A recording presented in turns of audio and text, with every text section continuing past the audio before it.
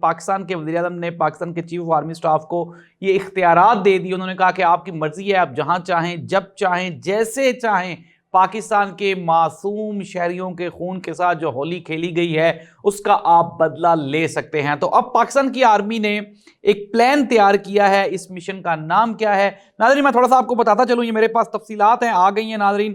اچھا، ایک تو پاکستان کی جانب سے جو ہی یہ میزائلز اور یہ جو اٹامک ویپن نصب کیے گئے ہیں، اس میں آپ کو بتا دوں کون کون سے شہر جن کو نشانہ بنایا جا رہا ہے. نمبر 1 سب سے پہلے چندی گڑھ ہے، پٹھان کوٹ ایئر بیس ہے، اس کے علاوہ شملہ، بھوج، راج کوٹ اور جودھ پور، اس کے علاوہ بٹنڈا، دھرم شالہ، پور بندرہ ایئرپورٹس، اس کے علاوہ جامن گڑھ، سری نگر اور لیتھیوس.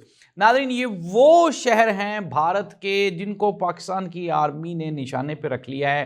یہاں پہ بھارت کی جانب سے بھی حفاظتی اقدامات اٹھائے جا رہے ہیں، ایئرپورٹس بند کر دیے گئے ہیں، نیشنل انٹرنیشنل لوکل فلائٹس کا جو سسٹم ہے، نظام ہے، اس کو بند کر دیا گیا ہے اور پاکستان نے بڑی کارروائی کا آغاز کرنے جا رہا ہے. ناظرین یہ کہا جا رہا ہے کہ رات 12 سے 1 بجے کے درمیان جو پاکستانی 50 سے زائد جو معصوم شہریوں کا خون بہایا گیا اس کا بدلہ لینے کے لیے پاکستان نے بھی اپنے آپریشن کا آغاز کر دیا ہے. اور اس آپریشن میں پاکستان آرمی کے ایئر فورس، پاکستان کی بری بحری تمام افواج شامل ہوں گی اور یہ جو سیکوینس ہے یہ آہستہ آہستہ اب ترتیب دی جا رہی ہے.